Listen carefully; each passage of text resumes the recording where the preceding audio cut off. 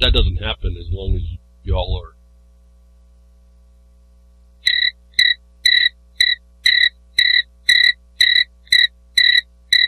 Yeah, crickets. The dang crickets. That's you, not responding to the harm and the threats against you, making excuses. Say this every week. Don't know what else to say. It's what's happening. And we watch our destruction. We watch our way of life being turned, and everyone complains about how it's not going the right direction, and no one lifts a finger to do anything about it. And I come here every week to tell you there's things you can do about it, given you want to make it that important, take responsibility, and stop making excuses. I don't know what else to say. If I wish everyone just understood what I just meant, what I just said right there would be enough, and it just doesn't seem to be. So I keep coming back and keep beating my head against this wall, which causes me to think, how sane am I? Notwithstanding all the right I'm saying and doing, and exampling and trying to be, we have some serious trouble, and there's nobody going to oust the occupiers but us. It was up to us to keep these people from attacking us, and it means everybody who has a sense of freedom or sense of property in themselves even, or a sense of self-determination. It can be so shown in so many ways what the problem is, and we don't respond. And we tend to, it's just amazing to watch us tend to opt for things that really aren't the way they are. I don't understand why we even do this. But I've offered ways to go about this and what to look forward. I told you a long time ago, and this didn't occur to me just when I started broadcasting, going on 10 years now or whatever. It was way back, late 90s, that we were going to have to come up, it was going to get so stupid that we were going to have to start making laws on what reasonable was, what normal would actually be. Not normal, the new normal, but the one that principled normal. Otherwise, there was going to be a sweeping of all this stuff away. And then they went and done 9/11, and that caused everyone to go panicky. I went to looking like a terrorist because I figured I might as well look the part if they're going to presume me the part, and that gives me a little bit of an angle as well. It hasn't really worked out because I've also learned how to avoid these jerks, but still work against them. As I keep telling you, do things that this is a battle. This is a real battle. The battlefield is kind of what can I say? It's kind of an obtuse place. It's just abstract, but it's not, because it deals with you. It deals with what your life is, and yet it's dealt with in I can use the term straw man. It's a straw condition.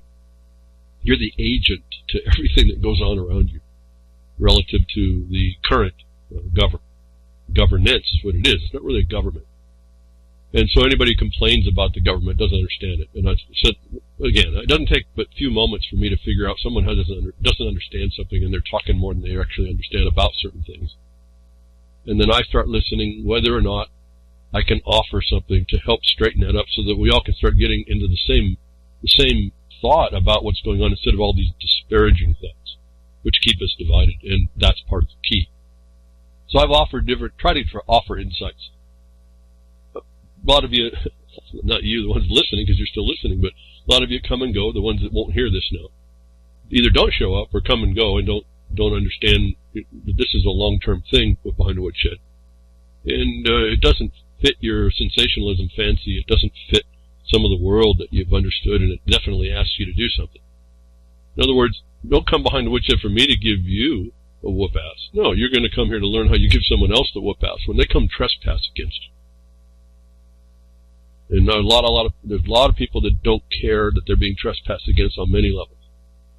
Anyway, so I bring up ideas on what I saw a long time ago was coming, and it's kind of come on to us pretty well. I haven't been surprised. I don't think anybody who's listening to me can hear that I've been actually surprised at the way we're going, and I don't mean that as just we just give into it. I mean as almost a predictive thing, and I tell you it's not predictive more than it was already in the law. This so-called Agenda 21 that was being denied up until just a few years ago, it's been in the laws of your local jurisdiction since the 80s. That's how I even identified it, folks. This is not just since, I just learned the latest thing here, and I'm going to tell you, just parrot all this information. No, this has been a long-term overthrow, and we were supposed to push back, and we, the people, never did. But anyway, so we're in the middle of this battle, and there's things going on. And I still say, well, if we got our heads together, we could actually come up with counters. One of the counters of which would be like make legislation that makes principles normal, and not let these lunatics get loose, and not let them displace us.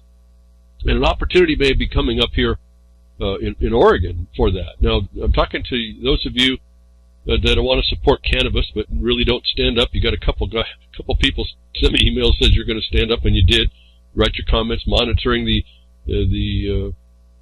international discussion. I haven't even really looked at that anymore. I've been so busy. And anybody that's on an email that I haven't sent back a response, I'm sorry. I've just been too busy. I can't focus. I like to give quality time to what emails I do send, and I haven't been able to focus on those. So I got a few that I do have to respond to.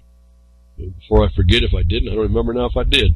This is Pastcast, Postcast, whatever cast you want to listen to. This will be BTW RLM 311 for the links if you want to go start picking up on this stuff and get dog on the hunt. You can get the scent and can track down things that I may talk about that interest you, either by picking up the facts that you can pick up to add to more to work that you're doing, or develop a strategy on countering it, or developing a place to be instead of just excusing it away. But I always try to pull stuff together as I see it, and look for the inroads. This is a battle, so we're looking at ways to how do we minimize harm to us, but also take down the other side, and hopefully actually take advantage of what was the principles that got us here, that were the good principles. And there's a thread of how this is supposed to work, and it's just not, and I don't understand why people don't focus on that and find the people who are obstructing that as the occupiers that they are. Whether we want to put that in the context of an occupier, a criminal, a fiduciary breach. As I said last week, I titled the broadcast "Fiduciary Breaches Are Not Saggy Drawers." There's a thing here that has to be going on. It's just not just a statement, and we go away. So, Oregon bill would create banking alternative for cannabis industry. Caught my eye. Don't know anything about it. No, I didn't go read the bill, because my view on this is that whoever's bringing this forward is probably going to be in a mindset of government, and it's not going to go the way we, the people, need. Yet here is the evidence that something could be made into law, which actually could work for us if we were to get interested in this and assert this, whether it be in Oregon or any other state with a cannabis industry. Why? Because the big problem is, and until we get this other one fixed, those of you on cannabis get it fixed on the FDA side, and the what was the other agency that's there? It regulate this Schedule 1 nonsense, get it deschedulized completely. And then you get rid of the legalization, you get rid of the implied illegality of the stuff only under regulation. And Oregon bill would create a banking industry, alternative for the cannabis. I'd look at, well, it's not, how are you going to make an alternative? It's in the state, and we have this other 3 or 4 chains we put to the federal government. You're never going to get away from this thing. And so something's wrong here. And yet here's the advantage I think we see. The bill was filed in Oregon House, would establish limited state-chartered banks to serve the cannabis industry. Now, certainly someone from the government wrote that, because when you go read what it does, what it serves is the state. In other words, what this bill does is it sets up a conduit, a revenue conduit, so the state makes sure it gets its stuff, its revenue. Everybody else, not so much. So you got to go read for that. There's only 4 points to the whole bill, but it just doesn't do anything. But let's focus on this alternative. Remember I told you we live in the alternative world. This is the alternative dispute resolution. Let's just offer this alternative and see what flies. My observation here is, why don't we offer the right alternative?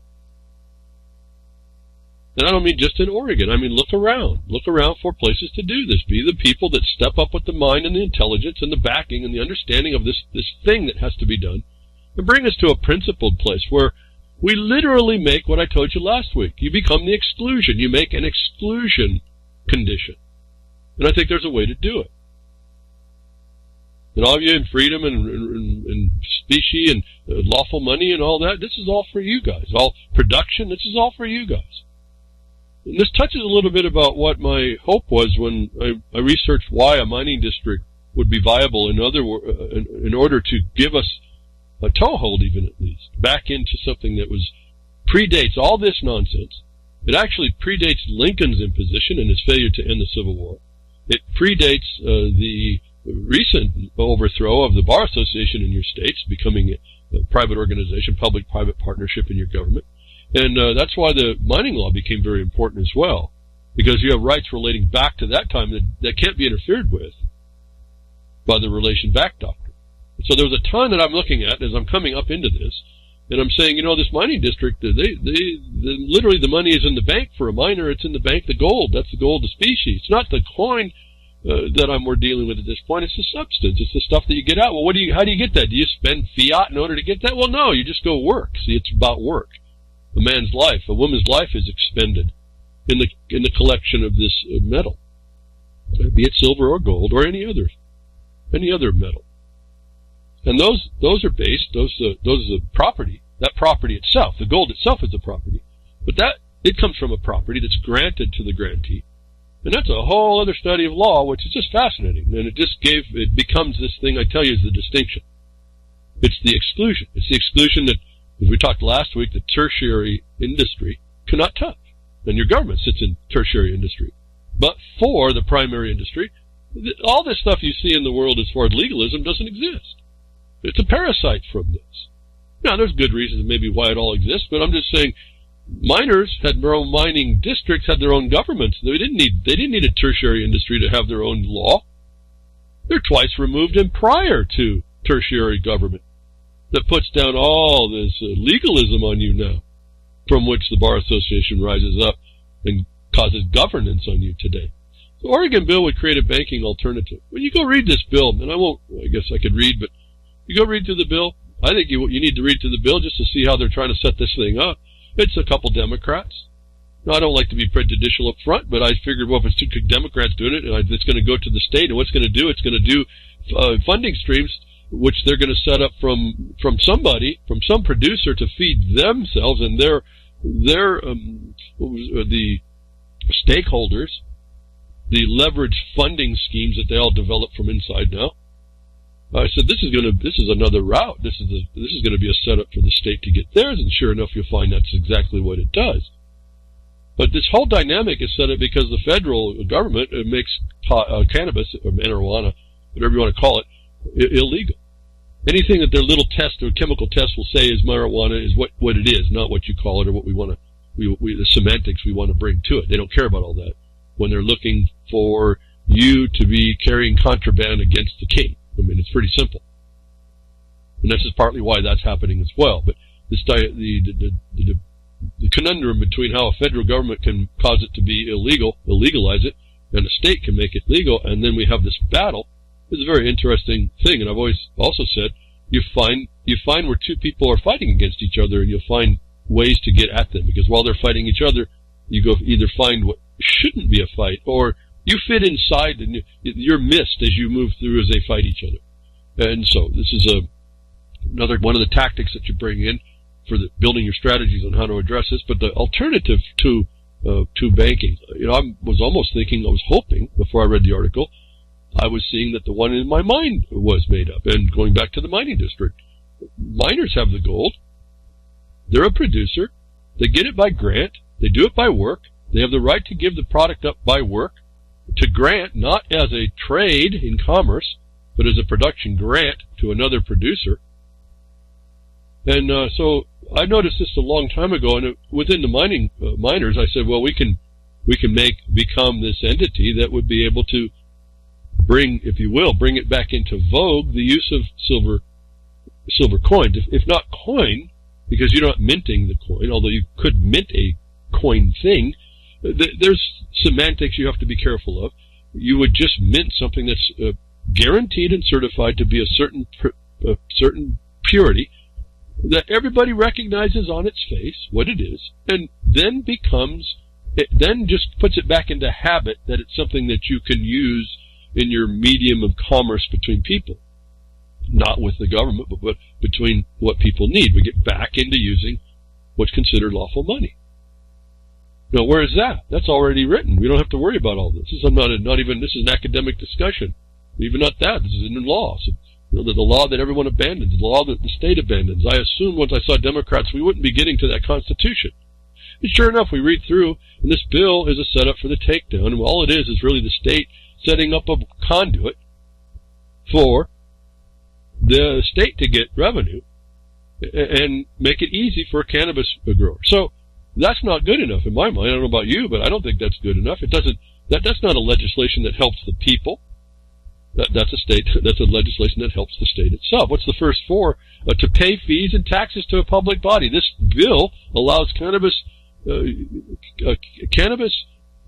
users to go to an account that the law allows a chartered bank to set up a non-chartered account that allows cannabis growers to put their funds in so that they could use that account and use these things called special purpose checks in order to pay fees and taxes to a public body.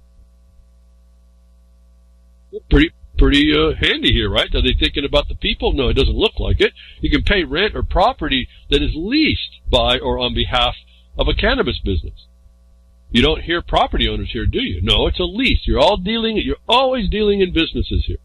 And if you sign as a flesh and blood, sign whatever, whatever name you use, you put on a form, you are working as the agent for the thing you just created, and they accept that agent, the agency of that to create the straw person, the straw man, the straw person, doesn't even exist.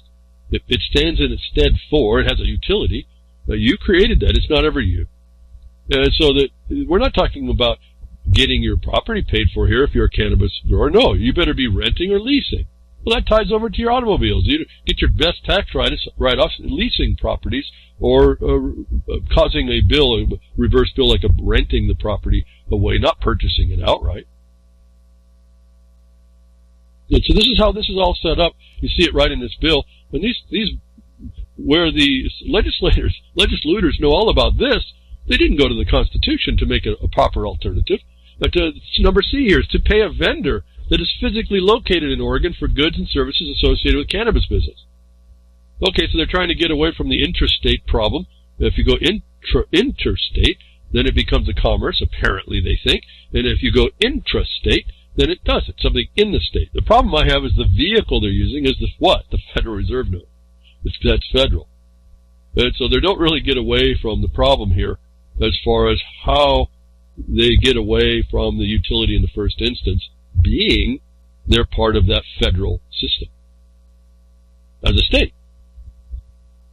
Number D is to purchase bonds issued by a public body. So they make a conduit to go ahead and purchase bonds. I don't know what you're going to do with those bonds, but that's what you get to do as a cannabis grower under this bill.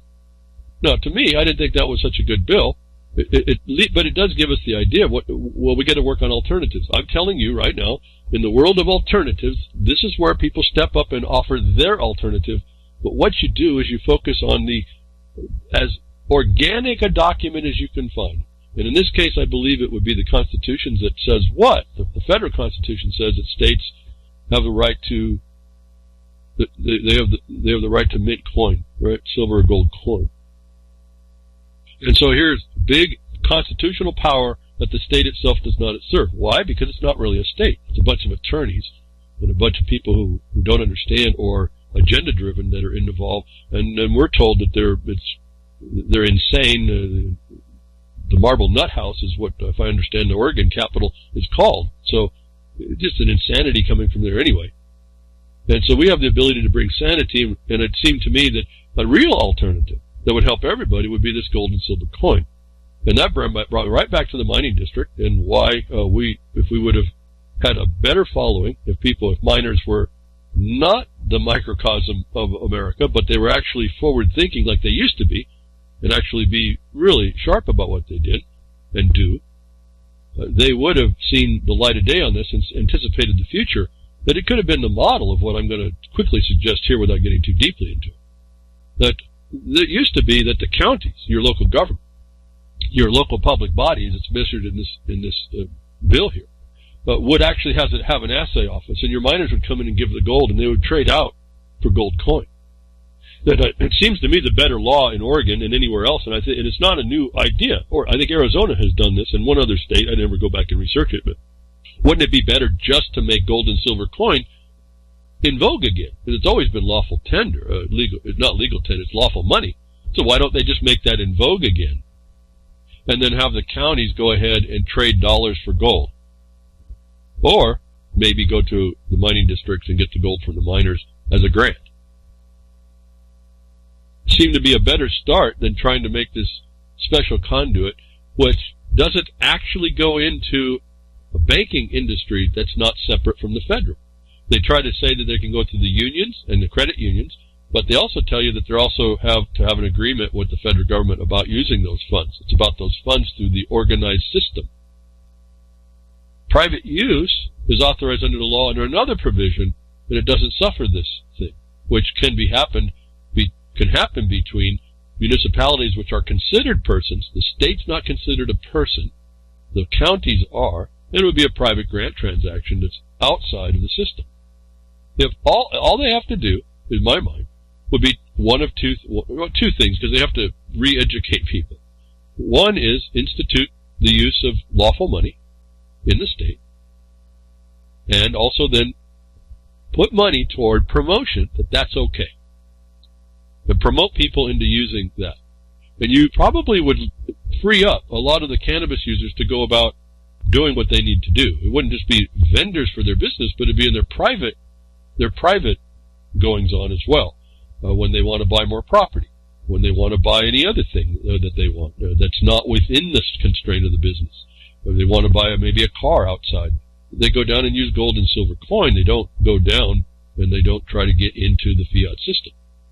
So this bill is a reminder. We have answers if we would just step up. All we have to do is step up. We make an alternative. We offer, go ahead, why don't you do what Arizona did? So if you need a lead to go ahead and use, I think Arizona did it. If I'm not, fix whatever states did it, use those. Go to North Dakota and said they make an independent thing. Why don't you use theirs instead, and everybody gets to use it.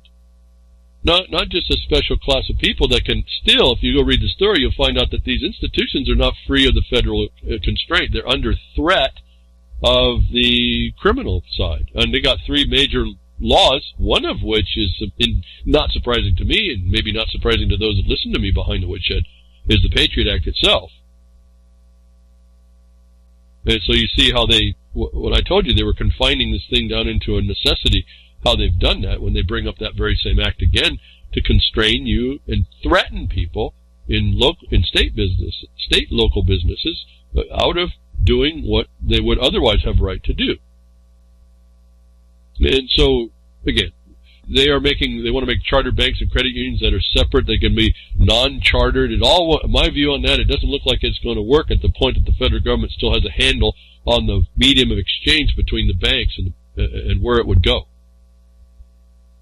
But you put that into a private context, and you find out that these debt instruments are for all debts private and public, and then you kick that into a private nature that's in an entities that are not subject as normal persons or a state. And now you've removed it all back into what? Production. And one of the things of county concern is your production base, right? Remember we talked about that. They're supposed to be supporting that production base. Otherwise, they're literally cutting their own jugular vein, because that's just how it works. We've lost how this thing has worked. We've lost imposition of the private principle rules of why we exist the way we do in the country, United States of America. And that's allowed for a lot of adulterations. And that's on us. And why? Because each one of us has our own property to protect, even if it's us. Anyway, got to quickly get to this again. There's a new idea. They want to make a banking alternative for a producer. Remember, this is production from the land in cannabis. And my suggestion is, why don't they just go back to the Constitution and throw out there, at least, if you only want to do the promotion, then say it's lawful, again, will protect lawful grants of exchange in gold and silver coin. And I would just love to hear anybody that may have an opinion on that in a simple question. How doesn't that answer the point? Remember, the feds can't touch gold and silver coin without it being an asset. It's not a debt instrument. It's not a debt paper. It's not a debt function. It's not cleared through their clearinghouse that they talk about in this article. And it comes from production, not commerce. If we were a people that understood the basics here, I don't even know why this would even be a question. But I told you, we live in a time when you have to start making laws that makes principled things lawful again, makes them in vogue again. You have to give permission to people. Otherwise they get feared because they got the power coming, let's say in this case, from the feds, and they have their minions will come in on you and in serious ways. And I don't know, anybody who's pretty straightforward and intelligent doesn't want to stir that in the hornet's nest. Now, there's ways I've told you you can still engage without stirring the hornet's nest, or it's interesting because you do better than that. You keep them from coming out of their nest. We've done that in my case. We've done that quite a bit relative to the Forest Service and some federal agencies. They don't even want to talk with us because they can't answer the most basic record that we've established. And when they answer it, they'll realize that what we've been saying is that they have no authority. And they have no authority in a very particular place, and we point that out. And we happen to be standing in that place. I talked to you last week about being the exclusion. That's what I'm talking about. So I'm not talking this, it's my opinion. In a few instances of what I do in life, I've done that to these agencies the same way. Why isn't a constitutional exclusion preferred over simply just a privateering plunder system that makes sure the state gets theirs and nobody else? Now, I want to point out one other thing. If you didn't pick it up, they talk about the pay rent and property as leased. If you go look in this state, or check, I think it's chapter 129, I think it is. It's a definition for income. For all you all think that the federal definition is the guiding one. The state definition for income hasn't been overthrown by the Federal Reserve, the IRS, which means that it's valid. And y'all might find it interesting to go read that, because it'll tell you what income is. It's not what you think it is. It is what the state has declared. And it just happens to be pay rent on property back to a landlord. That's income to the landlord. Why that is, I don't know with the patent, but notwithstanding here or there. So rents are income under federal law. That's another problem with this bill. How you get outside of the income generation attachment to the IRS is an interesting problem here. They think that this bill is going to extricate and make an alternative, when actually it's not really doing anything other than making a conduit to the state, which is not a person subject, it's a state. And so it has a little different condition that's on there. The point is that these legislators are making legislation to make the state more powerful and loot some more. Make it easy to be looting against a cannabis producer. And I've explained about how all this is all wrong, but I don't get any feedback on how to make it right. In fact, I've had some I've seen cannabis users come to this mining association meeting to find out about their water rights. And when you suggest what they should do, they decide that they know better, and they go out and they don't do what they're supposed to do. And they have lots of fights with people over water, instead of doing just what the law says they should do. And so then that brings them susceptible. When you make a big dust up in your county, then that makes the county interested, and they want to do what? They want to do more regulation too. They don't have any authority, but because no one's doing the proper law, no one can tell that no one has the power of the law to tell the county it doesn't have a right to do that. That sits in another agency of the state, and it's on a different principle. And so this is, again, I see so much going on. So many people have so many opinions, and nobody runs with the foundational things that made it all work for us. Here was an example, as I've been telling you.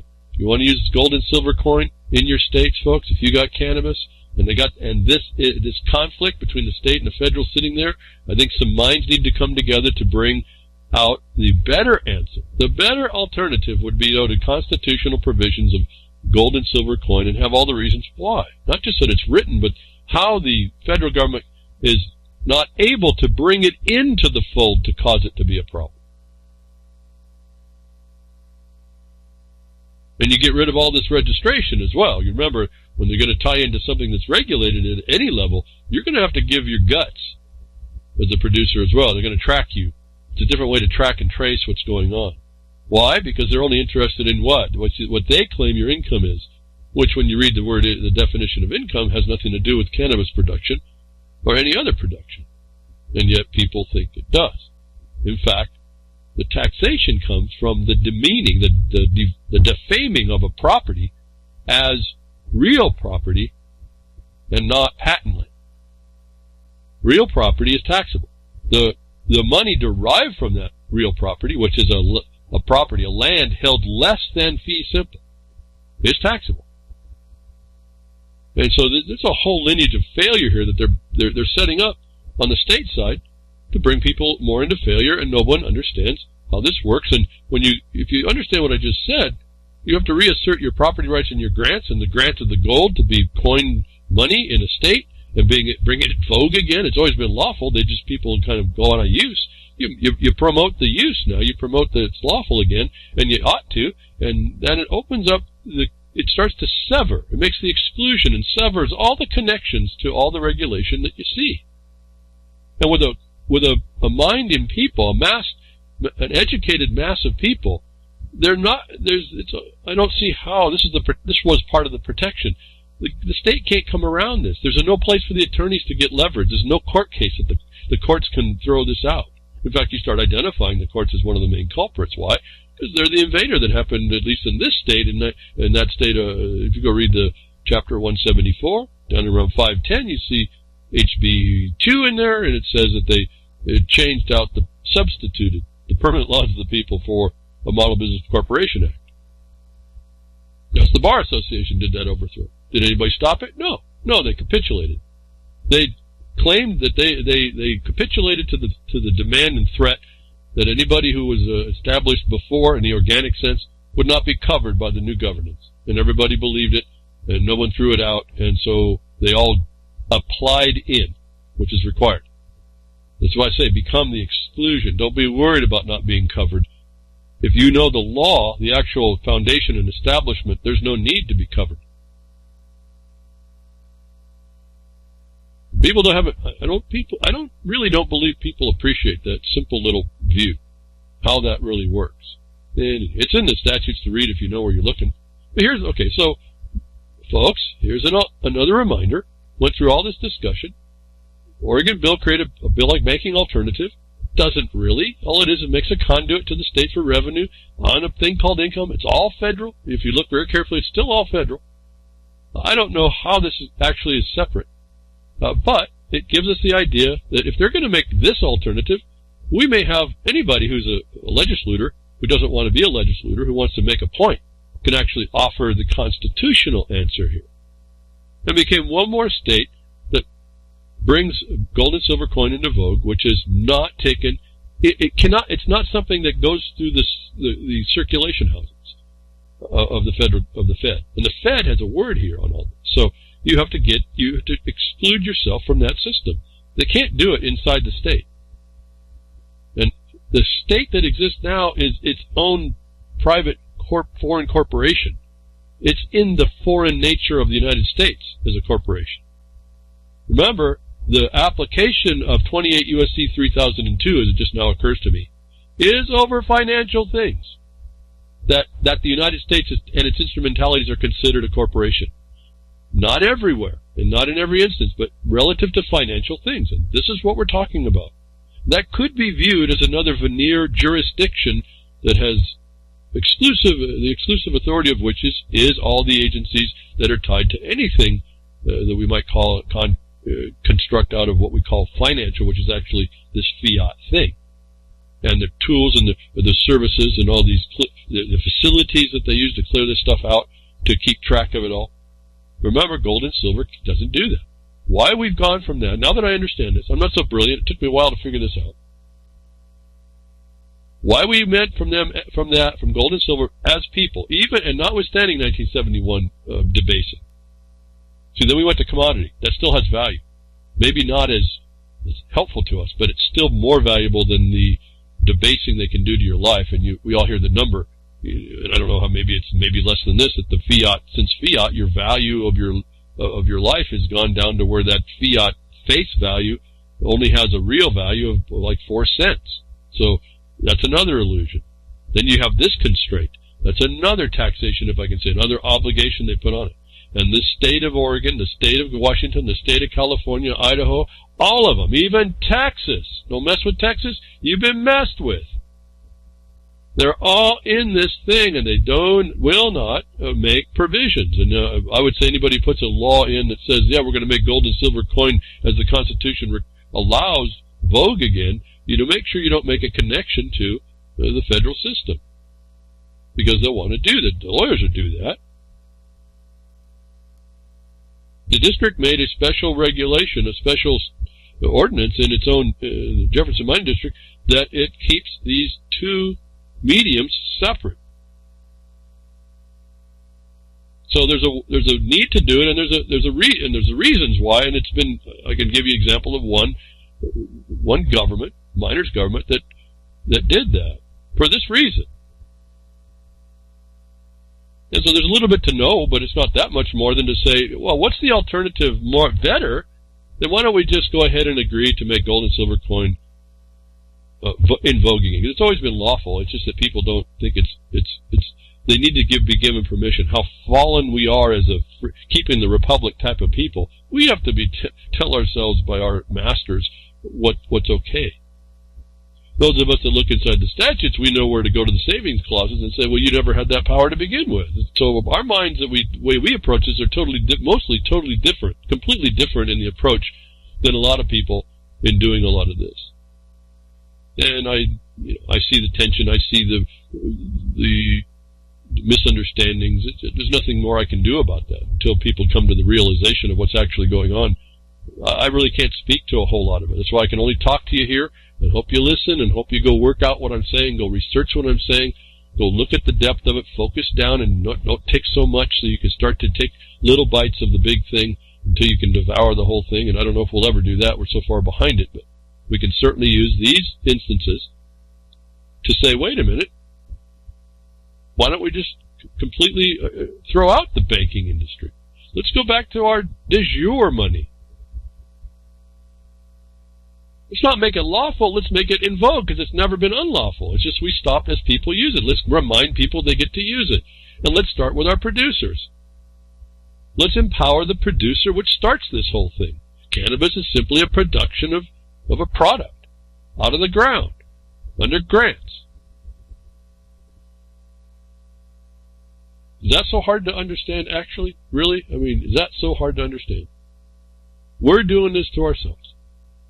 I'm not actually asking you all to do a whole lot of work, just for us to understand better and do better. And that means that, and the faster it works is there's more people pushing their shoulder to the cart that went off the trail and needs to be corrected. First, you have to throw the guy that stole your cart out. And then you get to take control of your cart again. And so that's little different, one step before we get to this. But I don't know. I've been talking a lot of time, blah, blah, blah, blah. No one's going to do anything unless someone does something. But here's an evidence of alternatives. And I say we're living in the world of alternative, and the alternative that will be chosen is under the Hegelian dialectic that they've set up. We call alternative dispute resolution by consensus. It's a whole process, and they get what they want. They get the future they want because you participate in that fraud. And you never make the alternative. You're not even around to make the alternative. You'd rather complain about how your property taxes are, or the next regulation that's come down, or how someone else is going to be now being regulated on something that you participate with as a need because they produce it for you. You'd rather just complain about it. And that's the tough part behind the Woodshed. How many years have I doing this, folks? How many years does anybody out there, you look around, all these people, how popular they are, how quickly they became popular, and I'm producing information that is really unparalleled. Really is unparalleled. And no one shows up in the numbers they need to save ourselves. It's fascinating. Maybe I'm not the charismatic to sell it, but it's really not about that, is it? No, people like Alex Jones, all these guys, the cliques that are out there, thousands and thousands and thousands and thousands of views, everyone nodding and feeling and getting invigorated about this. It ends up being nonsense information. How much can you know about the Rothschilds before you finally decide I'm not going to participate with the system? If that ever goes that far, no, I'd rather listen to the next wild story about how I'm being brutalized by these same people. At any rate, I don't know. I get so frustrated. I'm getting so frustrated about this. Everybody's like running around with chickens with their head cut off, and complaining about it, and they stuck their head on the stump to get their head whacked by the axe. I just don't get any of this. I'm not sure what is the problem. In fact, I started thinking about it. You see, I'm not talking much. I don't even understand where to go further. Well, so let's move to the next tab. Are you going to step up and start making laws that we need?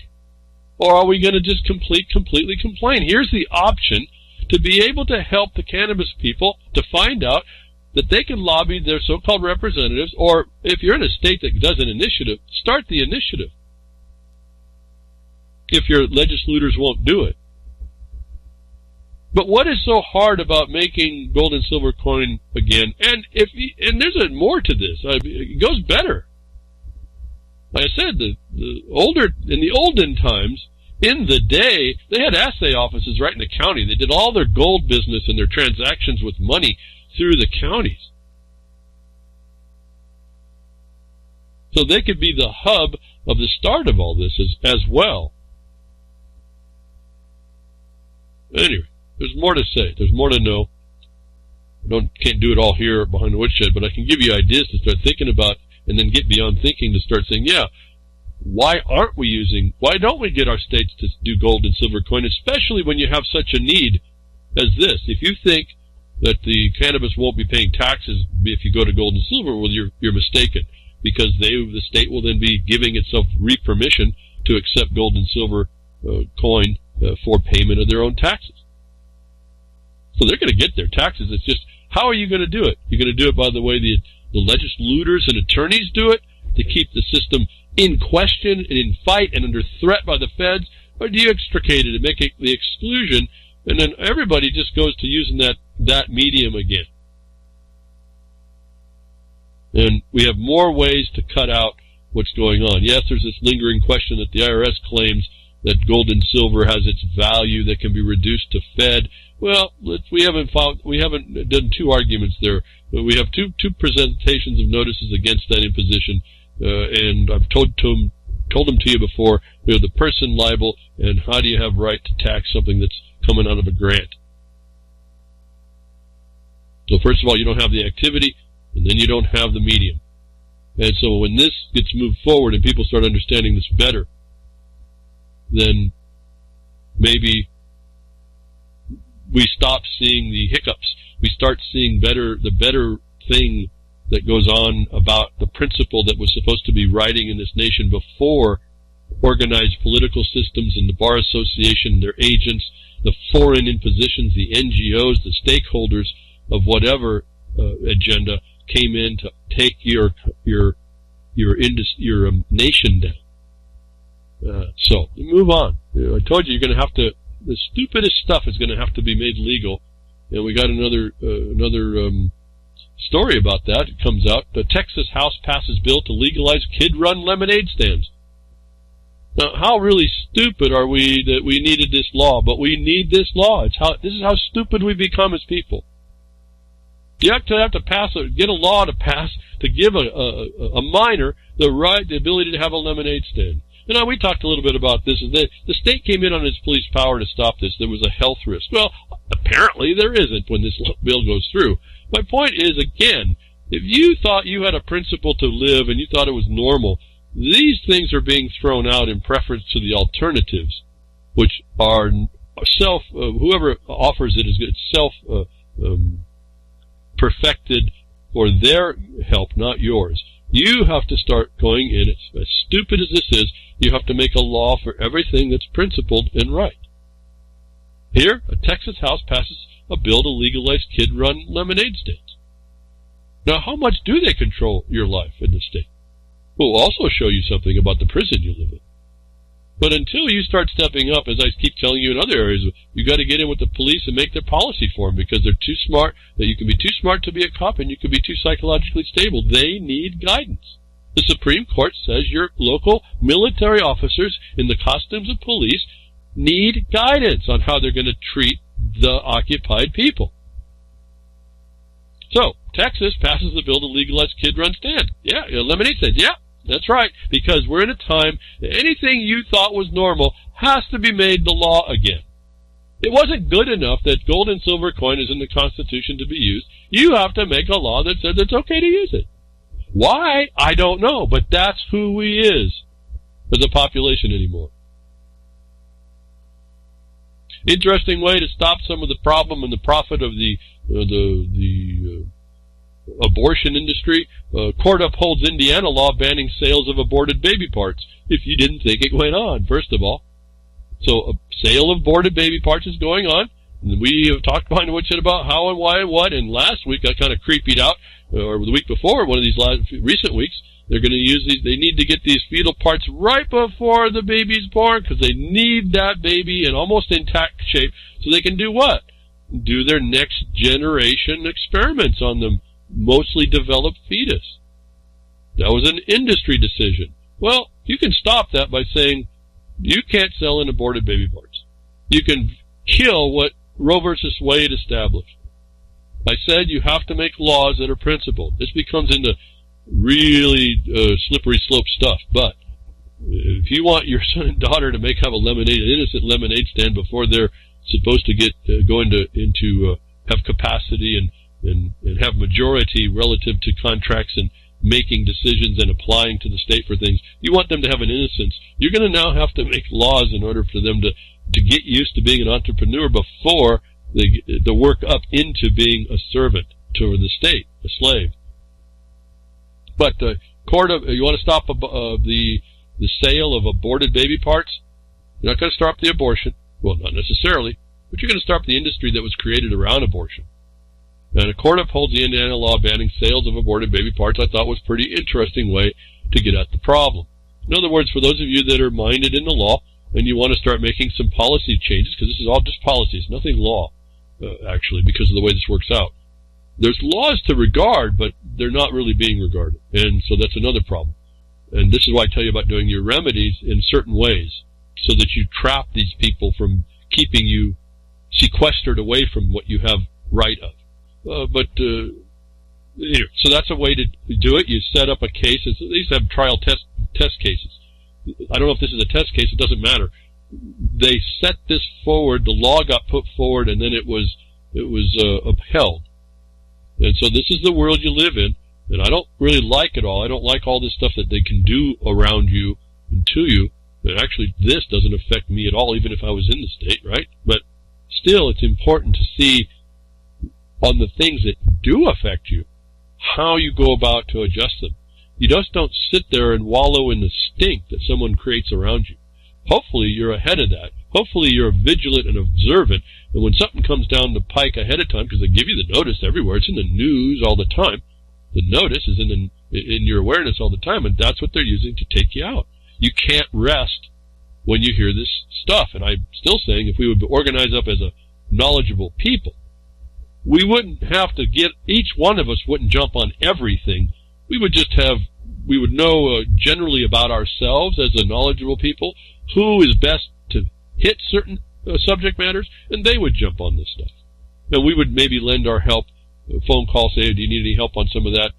I got nothing going on right now in my specialty, but I can lend help. It's partly what I wanted to get the Jefferson Mining District to do. We'd have a bunch of miners doing the little specialized things, and when we had needed some extra help, some more people could come to help out a more critical problem. Again, the microcosm of the miner, I was thinking we could create the example of what the society needs to start looking at. Why? Because we're living in a time when you're living in a military occupation. The military occupier has immunity against whatever it does, and so if you want to have some protection about that, what they can't take out is your ability to make laws against them taking you out for the stupidest stuff. In some regard, I look at if we can't make a law that allows kids to do lemonade stands and other things that innocuous, like we all did, those of us in the day. We're, holy smokes, this is the problem. So when you get into bigger issues, maybe like this banking thing, it really takes some thought in how to avoid a system, but actually sit in an organic thing that predates it all. You have to have a pretty good fixation in that subject matter. It's not impossible. It was written. It's supposed to be understood by everybody, so there's no excuse there. But if we can't get little ones to have an lemonade stand, and we have to write laws, let's go back to the basic question. What place do you live in? That's a point. That even has to happen. Can't be a free society. Can't be a place under law. It's under a rule of law. It's underneath this contortion, this carnival mirror, even locally to us. So, another thing here. So here the court upholds this aborted baby, banning the sale of aborted baby parts. So they do it, folks. So now, who's been making money on baby parts that anybody in the United States might condemn China? You don't think all this pirateering isn't going global? It hasn't been global. It's just a joke. But here we go. Move on to, more things of nonsense that you have to be careful of. And this is another test case type stuff I have to wonder.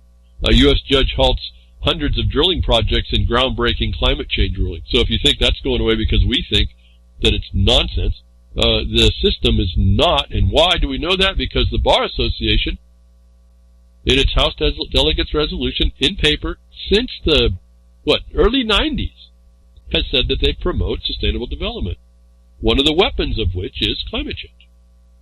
And so this judge is actually towing the party line of the Bar Association to impose this climate change ruling. For those of you that think you can sit back because you know it's a fraud and I know it's a fraud, you think you can rest on your laurels, you cannot engage my request for you to do a commie carbon meeting imposition in legislation for your carbon tax.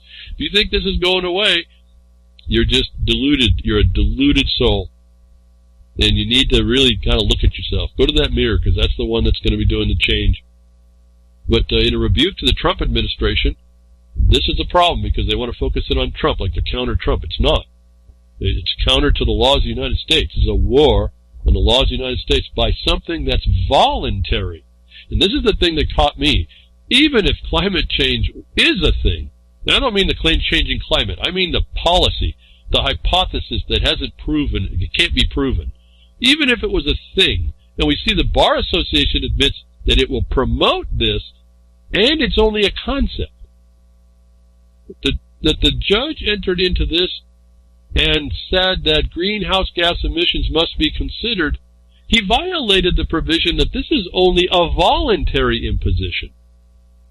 And based in NEPA, and this article, when you look at what they're supposed to do, and the BLM is supposed to make consideration, even in the NEPA, the climate change couldn't hold sway due to the obligation on the agency that if it wants to impose climate change, even if it's something, it can only do so to the extent practicable. In other words, it has the burden to show that any of it is more important, or at least as important, than man's environment. Because in NEPA, a supplemental law on how the agencies make all these regulations, the NEPA states that there's two environments. Most people overread this part, but there's nature's environment and there's man's environment. And in balance, even, man's environment prevails.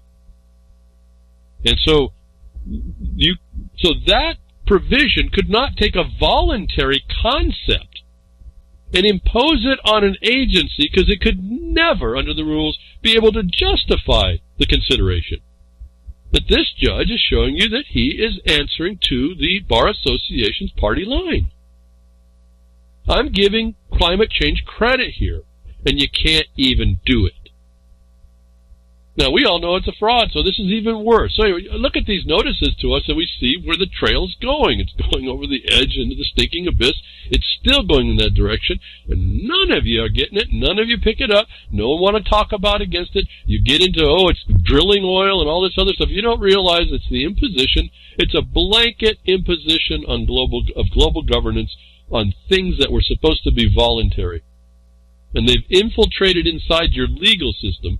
Even the legal system can't handle this, as I just explained about the rule, and they completely destroy your law with it. What is this? This is reflexive decision at the United States District Court. And those of you that did the study, Title 28. Jurisdictions, you understand that this is a United States District Court is not a court of competent jurisdiction. And if they're making a decision, and that is a valid decision, it's on a territory that doesn't exist on the land. It's in a fabricated jurisdiction, no different than that fiat system is in a veneer of jurisdiction and authority. And so I read these again, I read these titles, these notices to us. I'm looking at a whole other bunch of stuff going on. And I don't understand why more people don't look at it to start focusing their attention a lot better. Quick little thing, yeah, NEPA says that claims that man is not part of nature. Yeah, that's another observation.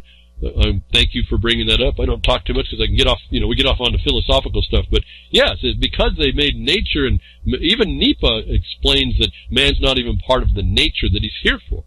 That's an interesting idea as well. So for practical application things and what we do to get to the quickness of it, we just deal with it on the obvious thing that if there's a balance and there is an offset, then the offset has to be done within the guidance, which is lawful, actually.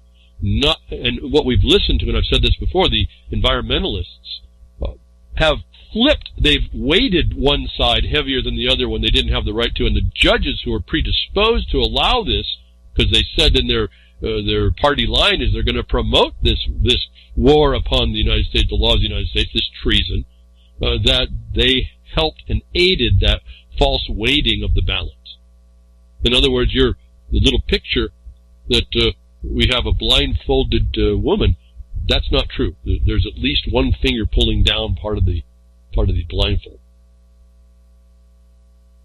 Trump signs executive order to promote free speech on college campuses. The theme here today is, what kind of place you living in when this has to happen?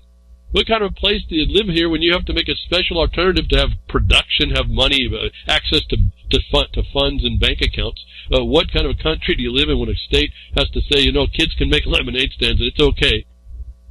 The kind of country that says in the Constitution there all the states have agreed to in the beginning of the origination that says you have the right to mint coin money, silver and gold. Don't use it. We've got to now make a law that it's okay. And now Trump has to sign an executive order that promotes free speech. What kind of place are we living in that we have to do all this? And then you look at how he had to do it. He didn't force them. He just said, this is how the government works, and people have missed this point. Even the agencies work on this principle. It's like advise, promote, monitor. There's nothing, no teeth in any of this stuff, but everyone thinks that there is. Trump could do this by saying, well, you could do that. This executive order says, if you continue the path that you're going and not let the speech be free like it was just not 10 years ago, we're just going to withhold your federal funds. That's the biggest story right there, more than even this. The first thing for me is, what kind of a country you live in that a president, so this office has to come through and tell people to give the instrumentalities of states to give free speech equally. But look at what they did. They did it in the capacity of a financial constraint, didn't they? A threat of loss of leveraging funding from the feds. There's your corporate connection again for those of you that want to go through the 28 USC 3002 all the time. You shouldn't, but only do it for finances. Go look at the beginning of that chapter. You'll see it. It's not that it's not usable. And it's usable. We'll use it right here. But it's not usable everywhere, like in land grants, because that didn't even exist. There's no finances essentially involved at the land and the work grant. But getting back to this, what country are you living in where it promotes free speech, an amendment to the Constitution? Do you think that thing is working when people are beginning away with doing this through these entities, in this case called universities? What did we sue in 2013 but the university system for being co-opted, infiltrated, occupied, and they are the instrument of destruction. And the only thing the president can do is say, we're just going to keep you. You can do it, but we're not going to keep you. We're not going to pay you no money through the federal channels. Because that's really how you live and breathe. So these entities are financial in their origination, aren't they? So Hey, more thoughts. Go where you will with that. The point is I keep thinking, what kind of a country are we living in that does this and allows it and requires these sorts of responses? A country that has judges that make law into things that are voluntary and not proven, contrary to the basic rule, and a supplemental at that. Why am I even commenting? Why am I not hearing this and realizing everybody in the world knows about it so I don't have to talk about it? Teachers shot execution style with pellet guns in extreme school shooting drill. What country do you live in where the teachers are being shot by cops with pellet guns? Do I need to read more on that one? This is what your teachers are going through. This is the trauma that everybody, the abuse that's at the hands of the occupier is going in this country and most everybody. Well, except for the teachers that got shot 4 or 5 times, and oh, they hurt. They even draw blood. And these people, too smart to be a cop and too psychologically stable, had the trigger on their finger. And the cops say, oh, well, we investigated when the first teacher complained. Wow, what a lesson for everybody. It took the first teacher to not be a cricket. You understand how many more teachers that came out of the room when they were told, don't tell anybody, the four teachers going to come in next after you, what happened here, and they didn't? One finally spoke up. One didn't be a cricket. What a lesson on that story. There's nothing to do with the teachers being shot or asking the question, what place do you live in that this is okay? This is so far outside of my thoughts, I don't even know what to think about some of this stuff. Literally is getting beyond my ability to. It's not that I don't comprehend it. It's that I think I comprehend it so much I'm speechless. Here's the next one. Where do you begin with this stuff, actually? Well, there's a place to begin, but I mean just the fact of having to deal with these kinds of concepts. And such a menial thing like a law that allows a little goat, to have a lemonade stand? Are you kidding me? You would think that's the worst, that's the most important things we have to do is worry about that. We have to make a law over it and nothing else? And then I just don't even know where to begin on this. These are such vile, deeply vile problems. I don't even know where to begin with them. What kind of a place do you live in when the Kakistocracy is the only thing I can come to right there? It's not even, again, it's a governance. It's not a government. It's not by and for the people. It's a Kakistocracy. The worst has risen to the top. That you get this statement out of a Secretary of State that in the past I would have thought was a very noble thing because it's your diplomatic interaction with other peoples with other ideas in the same world having to live together. Pompeo claims Trump sent by God to save Israel. That was the first story that caught my attention. And I just had my responses to the story was many extreme serious defects here. That statement, Pompeo claims Trump sent by God, I still can't fathom what I'm reading there. And we talked about a little bit about that when we were looking at Trump coming in the evangelical part of this, and the Presbyterian part of that, and the Catholic part in connection, and the focus in on presenting the fact and promoting Israel early. And I said, this is a latent problem. And my question was, would it fester up? Well, we're seeing it is, folks. This guy is exactly who he says. If you looked early on, it's all coming to fruition. Even while we had the nonsense of all this other stuff in the Russian probe and the Mueller nonsense, as I called it, I can't remember what I called it on the Freakers Ball Twitter. Nonsense, it's complete, it's filth. I say, Mueller thing is filth. Is also a distraction, but it's not a distraction, it's actually an attack. It's like an intra-party attack. But Pompeo claims Trump is sent by God. I don't even know again, I'm lost. I'm speechless at how defective that whole thing would be, and not just on the politics. It's defective across the board and deep in every subject matter that you would discuss. Pompeo claims Trump sent by God to save Israel. Turkey scolds the U.S. for Golan Heights.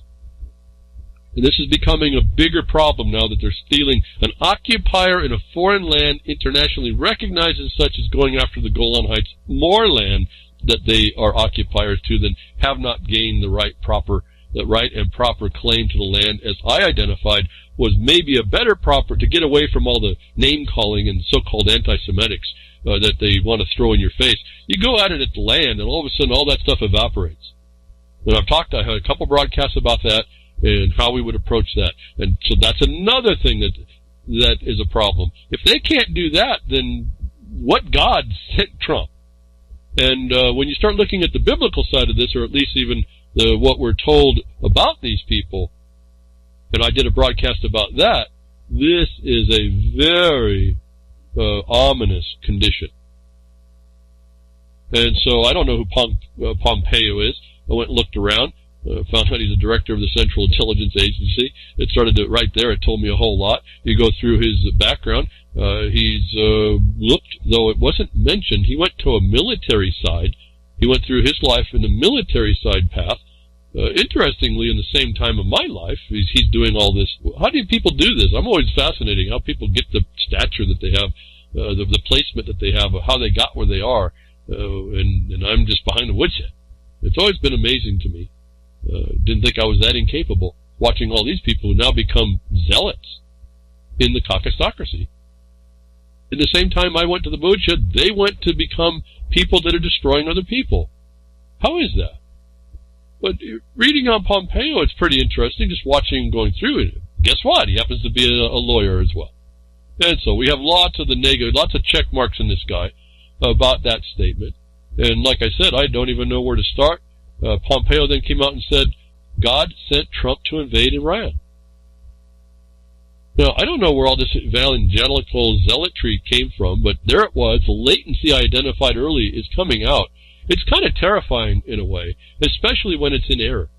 And so I look around, and I also then started to find out lots of people are discussing a bit of this. Maybe they're doing an error-filled presentation as well. And one article I found, I just wanted to pull an article up just because it was a concise summary, but I noticed a statement that was made that I didn't understand. And it said, Pompeo made his remarks on Purim, the celebration of the Jewish exodus from the ancient Achaemenid Persian Empire, today known as Iran. Now, I don't know about y'all, but when I read that, I said, well, the ancient empire, the Jews didn't, the exodus wasn't out of this ancient empire, to my knowledge. Have I misread that much? Well, so I had to go back to show you that I'm not infallible, certainly, and I'm always making sure I try to keep track of all these things. But the exodus that we talk here about the Bible, they're referring to the Bible here. So, again, focusing their attention. Don't forget the controls underneath this going through the Jesuits and the Vaticans we talked about long ago about this crew of people. But the exodus was, and I'm going to Wikipedia, which I understand is conditioned by Jewish editors, and so we take it with a grain of salt, I suppose, here, but those of you can go find the parallel book called the Bible to go read the proof of it. But the Exodus is a founding myth of the Israelites. Enough said. They're not the Israelis, are they? As I talked to you about the pre-48s and the post-48s. Whether or not it's a myth, I'm not going to even talk about it. It's of the Israelites, not the Jews. Because Judah was only a part of the land of Israel. And so we move on. Well, then what was this Exodus that Kurt Nemo's article references? How could he even make such a statement that the Jewish Exodus came out of Persia? I never understood that. I'm confused. Well, then I find it again on Wikipedia. The Exodus of Iran's Jews. Oh, there was another Exodus. It wasn't the Exodus. It was an Exodus. And what happened? Well, it was the Exodus of Iran Jews refers to the emigration of Persian Jews. Oh, that's right. There's Persia there. Persians, not Arabs. From Pahlavi, Iran in the 1950s. And the later migration wave from Iran during and after the Iranian Revolution of 1979, during which the community of 80,000 dropped to less than 20,000. The migration, not the exodus, the migration of Persian Jews after Iranian Revolution is mostly attributed to the fear of religious deposition of the Shah regime, consequent domestic violence in the Iraq War. So they weren't ordered out or pressured to get out or allowed to leave. They were in fear. And as I said before, all people that have no way to fight will flight if they have the possibility. 20,000 remained. Not everybody was taken out. Well, so that got me thinking about Pompeo, this statement over here of Kurt Nimmo relative to Pompeo's statement in coincident with that. And I'm thinking, this is more really the occupier falsely claiming vengeance on Iran when the so-called exodus was a migration out of fear, not the exodus out of the ancient, and which wasn't even out of Persia anyway. All this stuff, because my mind was saying, well, it all happens down around where Israel's current borders are, all in Egypt and all that area, just right in there. That's where all this stuff happens during the Bible. And sure enough, you go and look. Nimmo is now saying this is the exodus, but it's not. And so we got to be careful on even people that may be given credibility for their truthfulness. I was confused. I looked that up. I found out it's not true. This is all the post-48 stuff.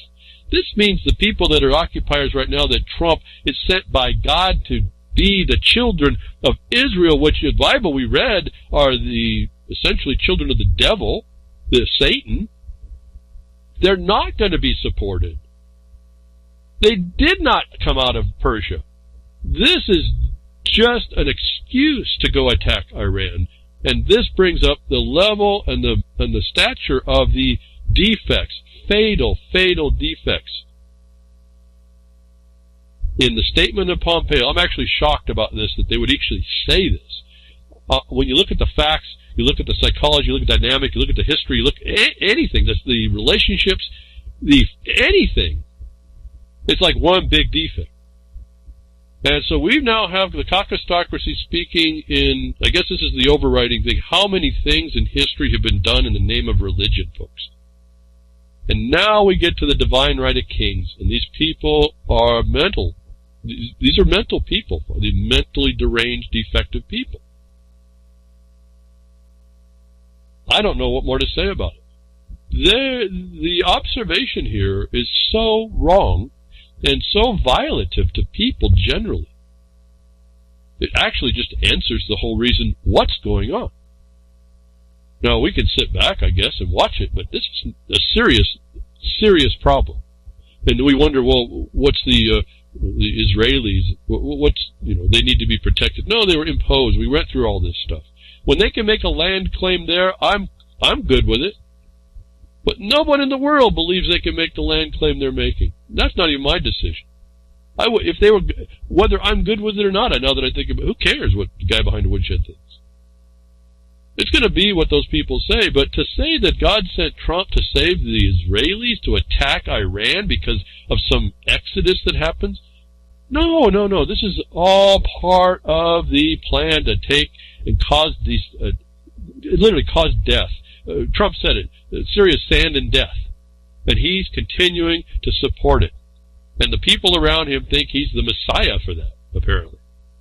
It is not something I like to hear at all, even if I wasn't so shocked by it. And I don't know why I'm even going on here. I think the point is made. I hope the point is made. We have some serious Kakistocracy going on right now, folks. And we're helping people. I'm not talking about the people that are true. I'm talking about this fiction that's been built up, and we can give it a name. It's called Zionism. It's a political movement. It's after, the Golan Heights is also, because they just found all the oil offshore, it's about oil. So we have a common theme going on. Britain tried to take Iran's oil and got it for a while, and then they had that fiasco, and then Carter sent his little pills over there, and they all crashed, and we had a big embarrassment. That's the whole bottom line point. That this is all still got oil sitting in, gas, control of the land, destruction of people. They're willing to kill people. They're going to bring rule of law and democracy everywhere. You're watching it happen. Now you apply all this over to Venezuela. I'm not talking about the people and the corruption in their government. It's everywhere, folks. I'm talking about when you put on the white hat in the world, you better keep it unstained. And we cannot say that as a people. And we're watching. If I didn't know anything else, if all of the news was talking about how this all worked, if I didn't know anything else about all this setup and the propaganda, the fact that a guy around Trump is saying that Trump is sent by God to go take out Iran and support Israel is the work of the devil, is all I can tell, and that's not my words. Am I getting religious? Well, I don't know what the devil means. I just know you're going to get the devil is usually not a good thing I want to hear when I'm a little kid, that's for sure. But here, what does these people do? Trump, God sent this guy to say, Pompeo says God sent Trump to save Israel. What is it? Israel just come up in the news. Israel's 3 largest banks pay hundreds of millions in fines for helping U.S. citizens evade taxes. I don't even know if I need to read any more. The absolutely criminal setup, and they're getting off. This is regulation. As long as they pay the fine, they're okay. Billions, folks, sucking from the system, while they're also taking money to go invade lands that they can't claim are theirs. And the world, none of the world recognizes it, except the aider and the better of the occupation, Trump, the one that God sent. If this doesn't start to make a weird and obvious violation in your senses, I don't know what does. If we want to believe ourselves to be a peaceful people in the United States, these stories here that we're being told are, they're not, what do you say about it? I'm speechless on this. I don't even know where to begin with how bad this whole thing really is. And when I watch a nation of people that would rather argue with themselves over whether Trump was better or Obama or the OAC, whoever the pre-hatchling escapee, you folks are in for some serious trouble. Some serious trouble. If you need to set up a lemonade stand bill, you are in some serious trouble. And yet we need to do all that and more. Israel's 3 largest banks pay hundreds of millions in fines for helping U.S. citizens evade billions in taxes. This is the thing that Trump is supporting. Because he's sent by God to do so. Now, I don't know what your Bible says, and I don't know what your religious book says. I don't think that qualifies for it. Now, we have somebody and some people in the government that have the power to kill everyone on the planet. It is really troubling as well.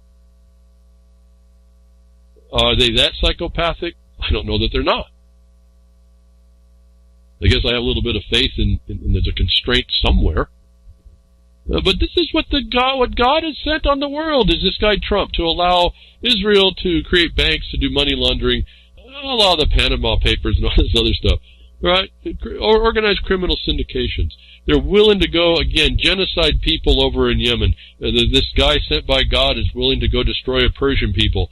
When nothing happened to the the Jews there. In fact, there's 20,000 more living there. Yes, they have political constraints, but they moved there from the Western Middle East and were received as immigrants.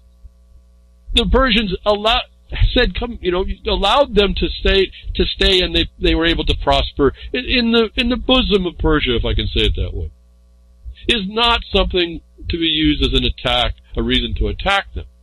Again, the story is so upside down, and then to come out and say, well, all this story is actually sent by God has got to be the height of what, folks? Demonic control, I guess? We got to go there at some level. There's no law rationale behind it. I mean, I told you it was on the books even during Obama when they went to indefinite detention and threw out the international law. I told you the wraps were off. It was done. These people are gone nuts, and now we're seeing it. And I don't know. I don't think I'm going to have a problem with anything happening in my life. But there's people out there that are suffering and dying and wishing they could be dead. They're suffering so bad that this man in the presidency of the United States, sent by God, is allowing. And so and I said that was happening. If he's going to do genocide against the people of Yemen, Yemen, and then he's going to allow war crimes against the producers of the United States civil government. Well, I just don't know what kind of a God would do that and send that kind of a guy to do that to people. And you look at no peaceful God would do that. Maybe we don't live in that world. Remember, the world was given over to some entity, some thing for a time. Let's not forget about that and look around us. Can we say different? I don't care what your beliefs are. I don't care what you condemn in the books and the history and all that other stuff. Look around you. As I keep, look around you. What kind of a country do you live in where your cops come, your military come and shoot teachers to abuse them, to be afraid of not responding to a terrorist? Understand the dynamic on that as well. You're going to throw your life out because you don't want to be shot by an airsoft gun because you were told you have to attack the attacker and they provide you nothing and no reason and no facilities and no society that think that's no good and it won't happen no more. No, they go ahead and they foster and encourage this, notwithstanding that all these drills seem to be connected to these shootings. Again, it's the war of terror against you.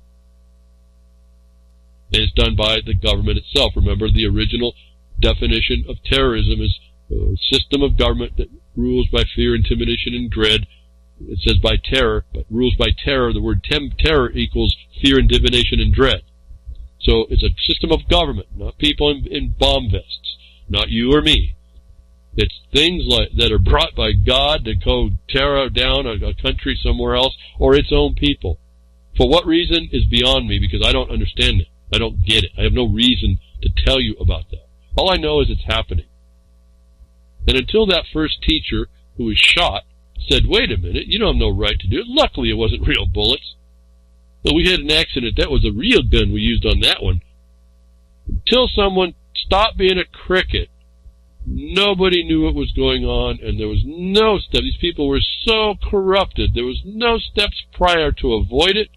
And only under the scrutiny were they going to look at it, and then only half-heartedly. Is this problem now on a global scale? Remember, Israel's the place where all this technology's come up for surveillance. It's the place it's the hub of this new technology. They're talking about new economy coming up. It's the place where that they can fabricate your DNA. Why do these people do this? And remember, data is information. We're back to the mercurial aspect and dimension. And it's not in control of us. It is control of us. It's not in our control. Information is not in our control. Well, anybody on social networks sees that. But we're beyond now. I'm talking a little beyond this, actually before that. So Israel is this hub of destruction. And people around Trump that believe he's been sent by God to support this. And again, why would they want to fabricate DNA? And we heard, I did a report behind the Woodshed. Then we find out this little thing. Remember, DNA is an interesting natural data storage system. And the monkey mind is pretty cool, it's pretty clever. Well, it's now come out that Microsoft is now demonstrating the first fully automated DNA storage, data storage. They take your DNA, they take a synthetic DNA, and they fold up a bunch of data inside these strands that are more compact than anything we've ever done in the world. The data storage looks more like a biology lab setup. Researchers from Microsoft and the University of Washington have demonstrated the first fully automatic system to store and retrieve data in manufactured DNA. A key step in moving technology out of the research and into the labs, which is for commercial data centers.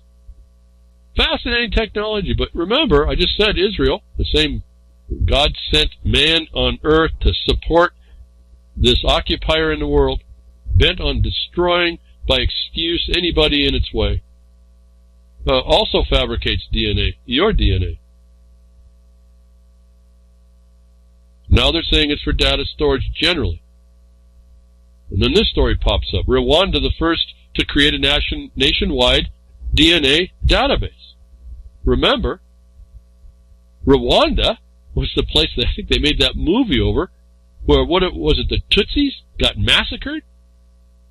How fast do you think a regime like that would pick up a database like this and go looking for the people they want to get rid of? Do you think it might come from a nation that has the technology, that already wants to commit genocide on Yemen, people of Yemen, the Persians, and the producers of the United States of America? Do you think maybe they'd have a proclivity to do something like this? And my thought about all this was, maybe we could just hope and pray for the fact that the Microsoft database would be adulterated by the Israeli fabricated DNA somehow, or that's how you would hack this database system in the future. Generation Z, you listening? Wouldn't that be interesting that their DNA database got CRISPRed? And so regimes and psychopaths like Rwanda's ruling class couldn't get a hold of this database that is more compact. They're saying like everything we know could be fit in some small cubes relative to how much information can be packed in the foldings of a DNA, which shows you how awesome the natural creation is. So the technology is coming. Take all this fabricated DNA and store data in cloud, so-called, in someone's computer. All vulnerable. No one's going to check the vulnerability. This is your future, folks. And it's already happening. Look, this is already happening. How much power is going to be in the hands of a few people? And they're going to, and I've been telling you, been promoting this AI. It's not, folks. It's just someone making up a math program. There's no intelligence. There's no cognition behind any of it. And yet it's going to be given the status of an expert. It'll be the best practices. It'll be the best science. And it's going to be run by psychopaths and people around psychopaths that believe that those people were put there by God. Does anybody get chills when I'm saying that? This is not my words. Pompeo said this about this guy, and then I went and looked at the condition that someone else described and I found an error in that thing, but that exposed that error, and studying it exposed an even bigger vindictiveness. Yeah, I mean, I don't know what to say. It's just chilling to some level. I guess maybe that's it. My jaw just locks up by freezing. It doesn't understand what to tell you. And we all sit as crickets to this thing. China says it's going to arrest 13,000 terrorists in Xinjiang. What do you think they do with these databases, folks? They're already doing it in China. They call you a terrorist.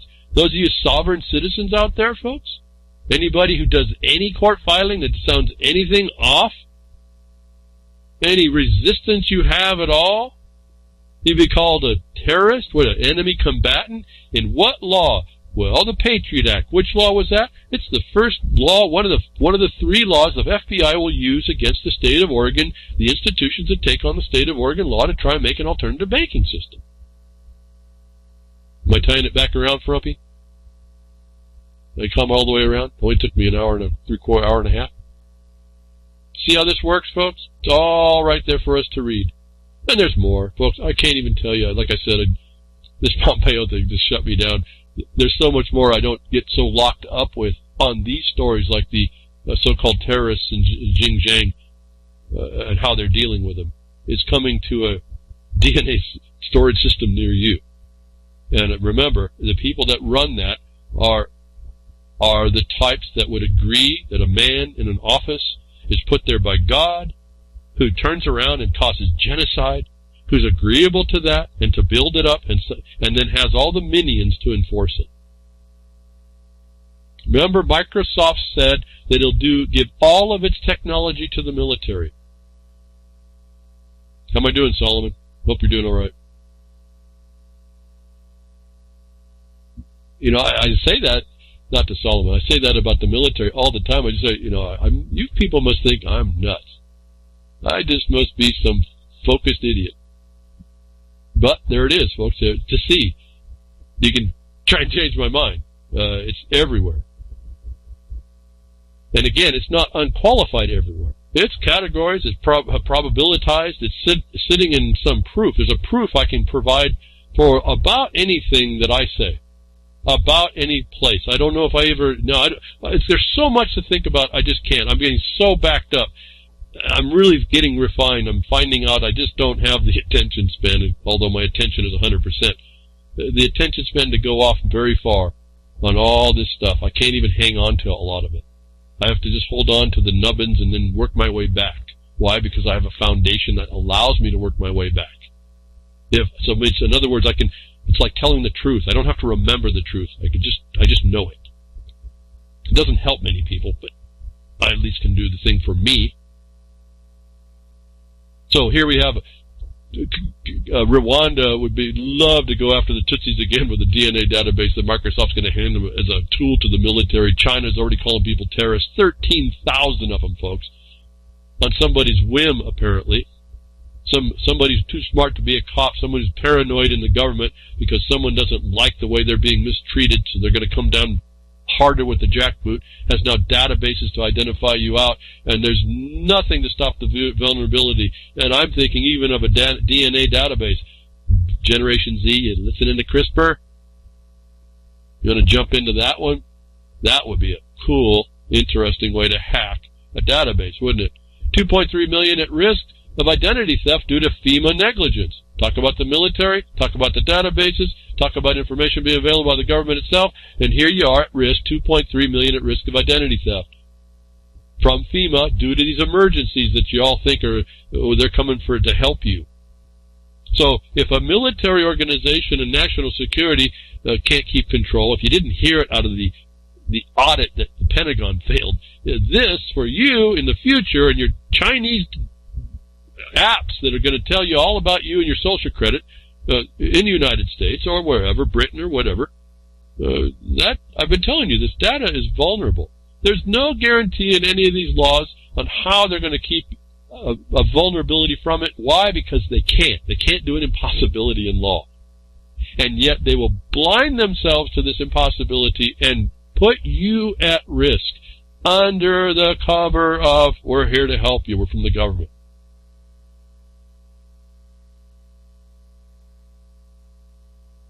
Getting over to the idea of pretext, the ideas of someone coming under with a big smile and a hearty handshake to stab you in the back once you commit. Maduro, United States withholding $5 billion in medical supplies in criminal measure.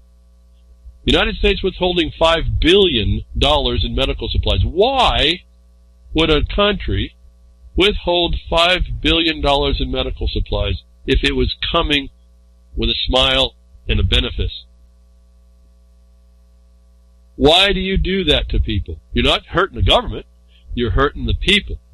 Why does the United States, the same guy that's sent by God that will commit genocide on the Yemenis, that will set up to attack Iran, that will attack the producers in the United States of America, why do you think they'd pull back the medical supplies unless they are vicious demons?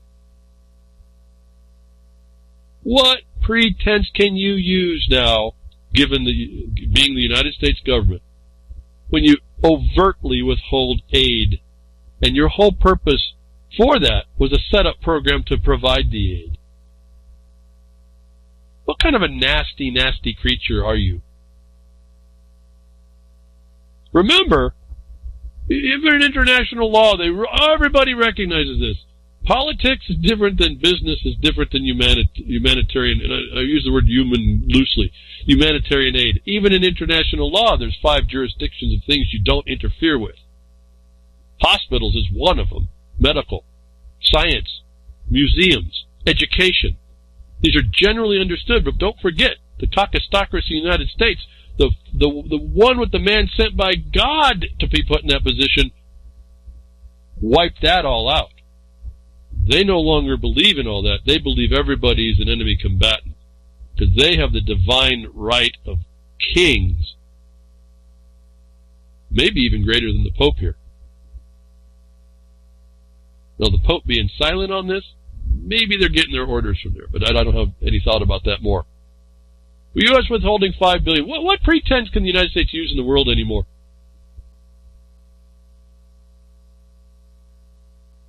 It's a medical weapon, folks. This is the whole thing. It's a world military operation. It boggles my mind, but there it is. I don't really know of any man that's able to do this. Any woman, man or woman, that's able to pull this together. So this must be a higher spiritual type thing going on, and I suspect highly that it is. I touched a little bit earlier about it, but we're going to just leave it right there because most people want to get into the arguments over it. Now, my point is you either recognize it or you don't. This either goes in good or it goes in bad, and there's no choice to make. The choice is which way will you agree to go because will you agree with one because you're crickets, and you'll agree with the other one, that the one that's no good because you're not going to be other than crickets. The medical war against you is on. This is a proof. They're going to withhold to people who need it $5 billion in medical aid to Venezuela.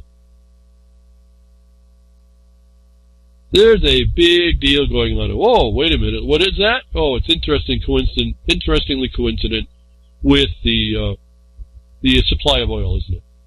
And let's not forget the connection with the fiat that I told you. If you go look in your states that have done it, in Arizona, I think it was Arizona and another state, and now I think the opportunity in Oregon exists, and you can do it everywhere else, especially with the cannabis, because the need, the pressure is there now to cause the forcing back to normalcy of the minting of coins or the use of coins for lawful money. That you have the opportunity in this strife in order to bring back the semblance of a rationale that works, that's separate from these global systems. And when you don't, you're susceptible to them, or the presumption of the susceptibility. Medical war against you. UPS to send nurses for in-home vaccinations. It's not good enough, folks, that you're not showing up. They're going to send a UPS contractor to give you your vaccination. Fascinating what these businesses will do. All for the buck. The problem right now is they haven't figured out how the insurance companies are going to pay for it. Remember, that gets us back into Obama's scare and now Trump's scare and all this other stuff. There's no excuse now to not have your vaccination, folks. And so before you go thinking that's a good thing, or they're going to bring it right to your door and the insurance is going to pay for it. What insurance, folks? Most people, 29 hours a week, can't afford it, right? You're going to get that one that the death squads are going to tell you whether you need that vaccination or not. No, you're at risk. We're not going to give that to you even if it worked. And there are some that work. And there's some ways that you can take them that they work. And there's some ways that they're there that are not as poisonous and not toxic at all, actually. There's a whole range of them. And you just happen to get the cheapest ones. But covert chemical warfare. John Rappaport is now speaking in the concept of this war against us in the dimension of medical help and care. And my condolences to John Rappaport, his wife. If you know of him or know him and didn't know, his wife just passed away. He's contemplative of the loss, and so took a big wind out of his sail for sure. Covert chemical warfare, John Rappaport says, $100,000 deaths a year. Now, this is the licensing of the government on the agents inside the government to cause 100,000 deaths a year through medical drugs. 4.02 billion prescriptions for drugs in America in 2011. 4.02 billion prescriptions. It doesn't count the tablets. That's just the prescriptions. This country only has, 320 some odd million? That's more prescriptions, I think, than there is in China, the people in China, isn't it? At any rate, it doesn't matter. Way overprescribed, way big business here, big industry. But he sees it as a covert chemical warfare. How long have I been telling you that, folks? UPS is going to set up to try and make sure you get your vaccines delivered. They're not going to do it. I'm still worried about their liability, but they're going to contract to a private nurse to come out to give you the injection. It's all going to be set up.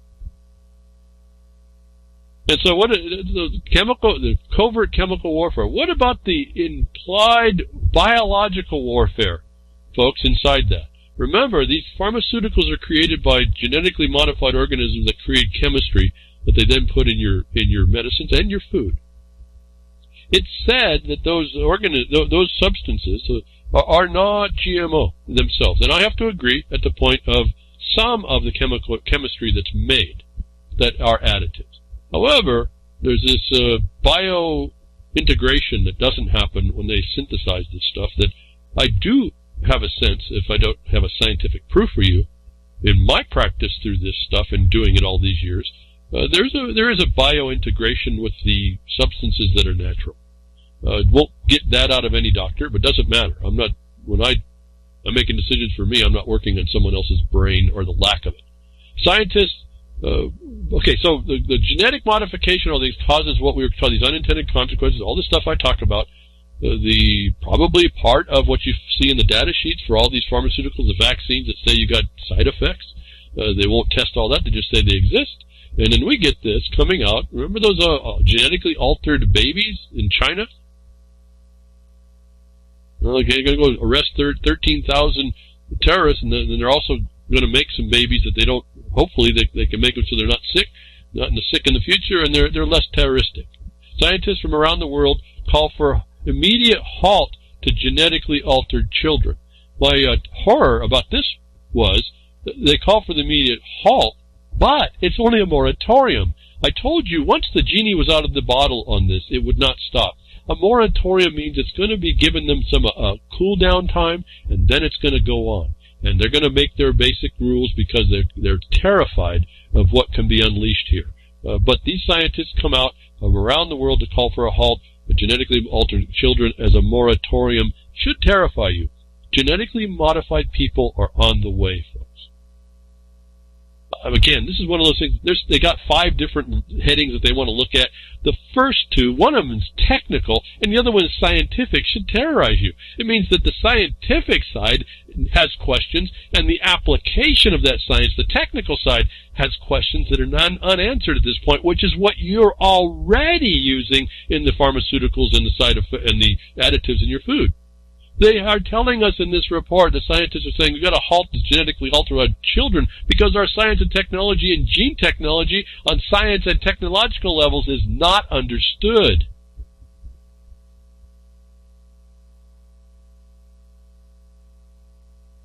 Did I pause long enough? Did I waste a lot of airtime there? Do you get it, folks? They're just asking for a moratorium to work this out for themselves so they can feel better about what they're doing to everybody. Now, you can go ahead and keep buying into all this stuff, or you can step up, stop being crickets, step up and just send the simplest letter to interfere with this nonsense. And I tell you, your APA, your Administrative Procedures Act in all states, both for the federal and for the state, is a good start. For those of you who just want to sit down and write a simple letter, take a few characters out of the chat room.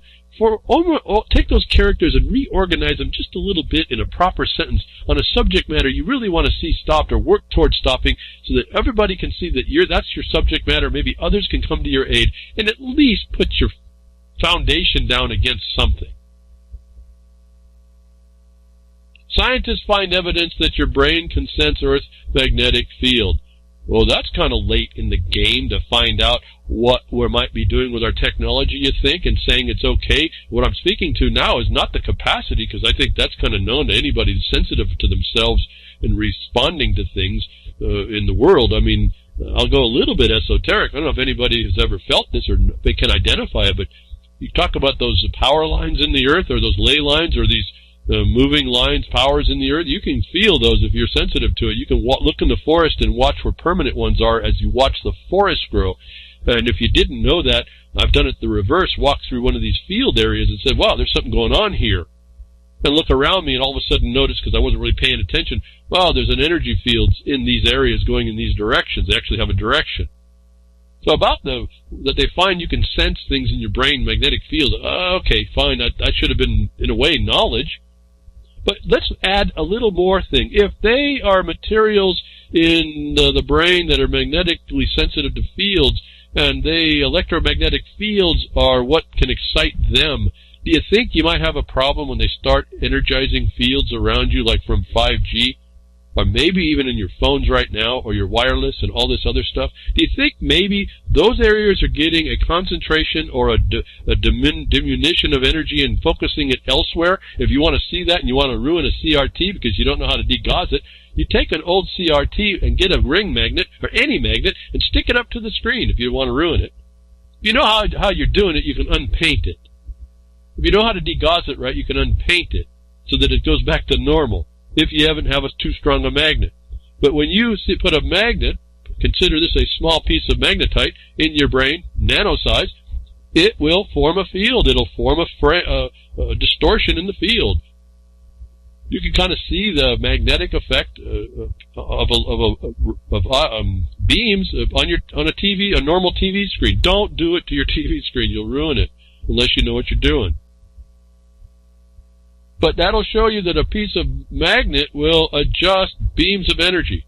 And so this little story was very interesting. They're making chemistry and chemicals and technology, and they're just finding out that the monkey brain, the man and woman's brain, has these abilities to check magnetic fields, and they do it by particles that are sensitive. I want you to consider, if they didn't know that, did they ever test to find out whether or not our energy fields that we create artificially are interfering with anything in our biology processes, let alone our orientation to our nature? And maybe let's look a little farther. Do you think that has a warping effect on our perception? I think that's a good thing to go look at, and I think there's a high possibility that it is. And so, if nothing else, I know it's not being studied for those of you that are doing the 5G and the medicines and all this. Here's one more thing that scientists, experts said they didn't know about, that appears to have some very profound interference problems, the interference of which the problems would be to change and alter any parameter in the brain, whether that's a chemical, a time, a sequence, a speed, a sense, a desense, anything. We just don't know, folks, is the point I guess I'm getting at. For the wonder that it is, it should be giving us a self-evident proof that we don't know. But so you see how the agencies aren't told. They just go down where the fastest money is or the fastest regulation can be. And so you're getting medicines that come out and who knows what they're affecting. You know, remember we had the theory of the migration of what aluminum there is in an injection. You realize that you can get an inductive field in a non-ferrous material.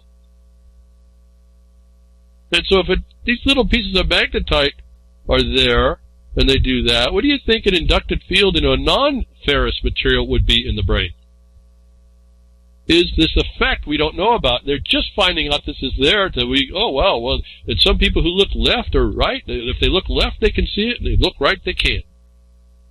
So there's only some people that it does. That talks to me about genetic predisposition and the failures of any of this stuff, any of these pharmaceuticals, any of the decisions that are made on certain people. Any one of you could be that certain one. Again, it takes more to think about this stuff and not run so fast with some of these things that profit, that even good-intentioned people, ignorant good-intentioned people can be pretty dangerous, let alone someone who's sent by God to destroy whatever his gaze puts on that insults him. Terrorizing. And then we have this other new little thing, kind of neat. Maybe we don't have to get so sophisticated.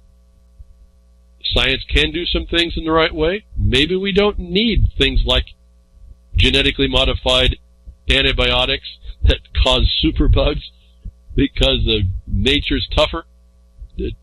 Nature's tougher than man is intelligent.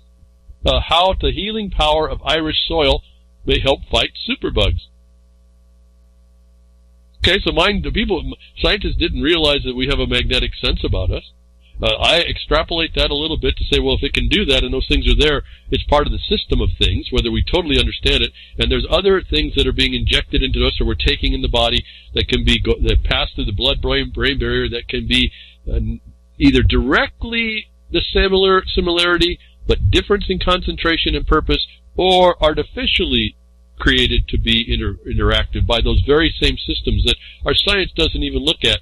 That when we go look at nature, we might have, like I said, if you have this sense about this and you walk through the forest or you walk anywhere, it is kind of tougher to do it in the city, as a matter of fact. But you can go through a forest after a moment of time, half a day or so. You can sense the fields in the forest, and you can sense the energy in things. And I know it sounds kind of bizarre to some people here, but it in fact is there. Whether anybody will believe it or not, it actually trips me out to be able, like I said, just absently go trumpsing through a forest somewhere and then realizing I'm sensing something and look around and find the evidence of it in the nature. Nature responds to all this stuff. Well, nature responds to it's nature. Like we were talking earlier, NEPA actually, and thank you, and well then for showing this. That man is not part of nature in the NEPA either. He ought to be, but he's not. Well, there's a reason for that, and there's a good reason for it. In the point of the regulation for why the regulation's there. But in fact, we are a part of the nature. And we've all modified or adapted as we've all come along from I think more of a creative place. I don't believe I just can't see the proof for the evolution part. I can see it for adaptation, like Darwin said, actually, not what was contorted. But we've all come along, and we've been here and interacting in ways that we may not have been aware of, like, let's say, the fungus in the world under our feet. We are integrated with that whole biome. But at any rate, now we find out how the healing power of Irish soil may help fight superbugs. There's a little critter in beastie in Irish soil that they've now identified, and it's a certain type of beastie, that bacteria, that actually is able to fight even and has defenses and attacking modes to even interfere with the genetically modified and adapted against our medicines in Ireland, which poses which they're going to now, they didn't know it was there, now they find it's there. They're going to try and build this into a treatment that I don't know if it's good or bad, because then I think there's going to come up with worse antibiotics. But that nature has this ability to adapt. No different than the superbug got developed. Nature has in it some places that we don't know, and why we really should take care of the place that we live in. It has a natural bacteria that can fight something that man creates. That's no good. And it's just us being aware to it. And this is the kind of thing I say, if we're focused on so-called the political climate change, we may not understand the dynamics of the real climate change. And if we go after the political one, and it's the wrong answer, it could be the right answer by accident. But if it's the wrong answer, we're going to do things not only to harm us, but harm our future generations and the whole environment. And this is the problem of the genetic wilding of man-made genetics. And so we really do have some things to look at. But we don't necessarily have to run too far from nature itself first. Apparently it's more profitable to be like monkeys and like trying to write the manuscript of Shakespeare's manuscript. I guess if we get 100 monkeys working, eventually in 100 years we'll get what we need. That apparently is more efficient. But nature has been working at this for a long time. And if we just pay attention, maybe we can find some of the stuff that we need.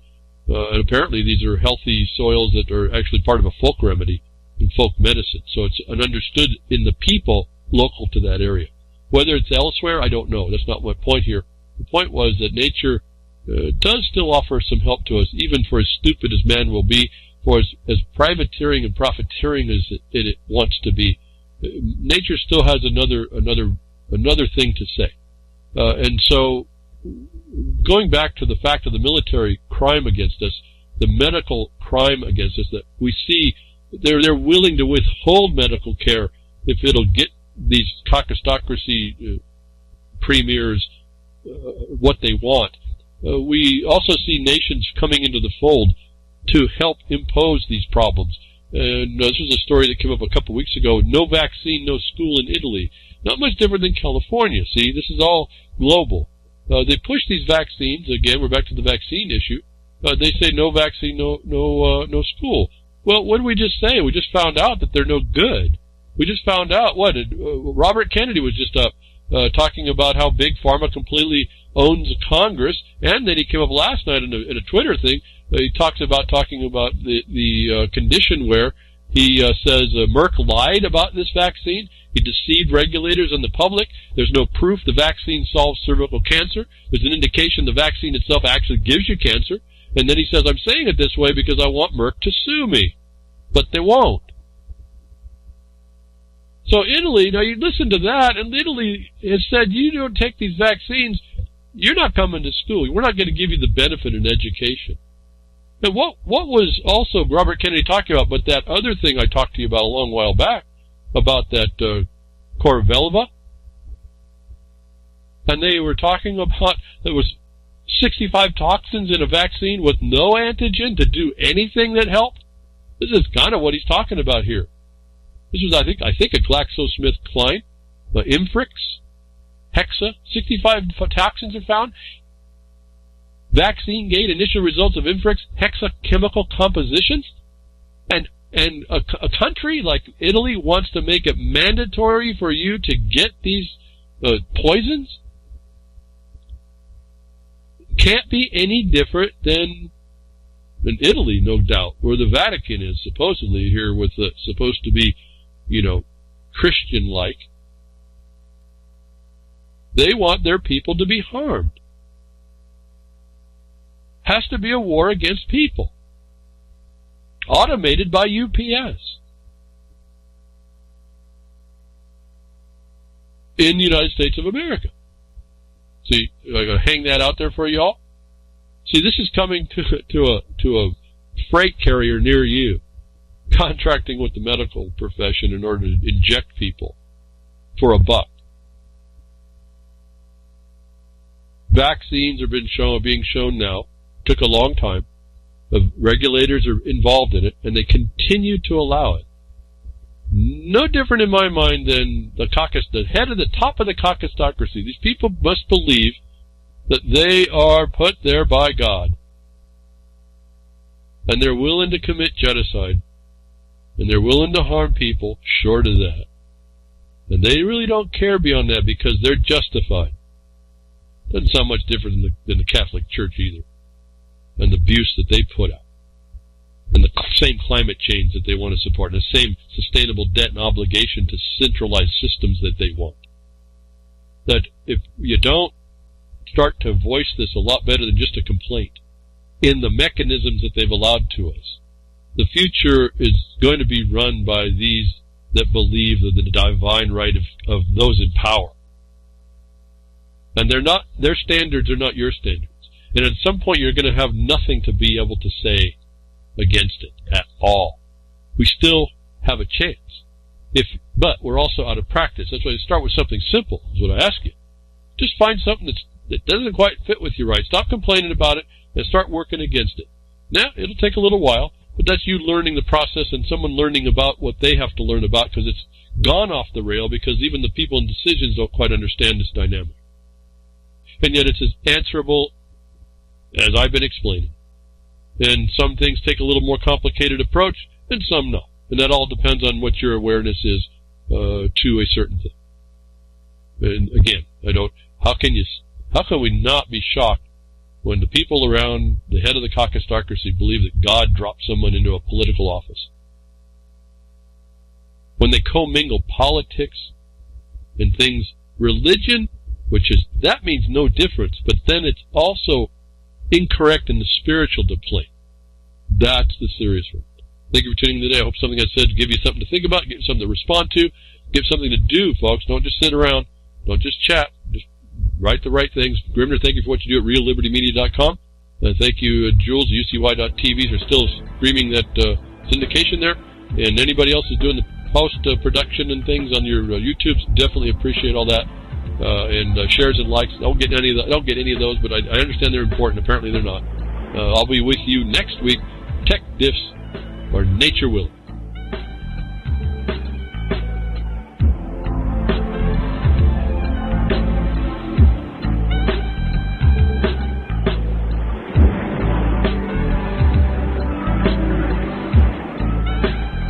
Well, that's another lesson. I hope with today's information you can take it to those that misbehave. From behind the woodshed, leaving his mark on the beast, this is Hal Anthony. Till next time, journey with purpose.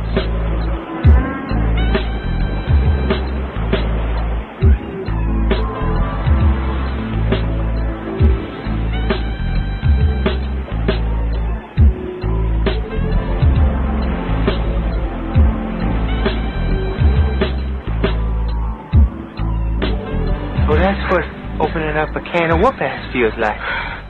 Son, you just opened a whole case of whoop-ass.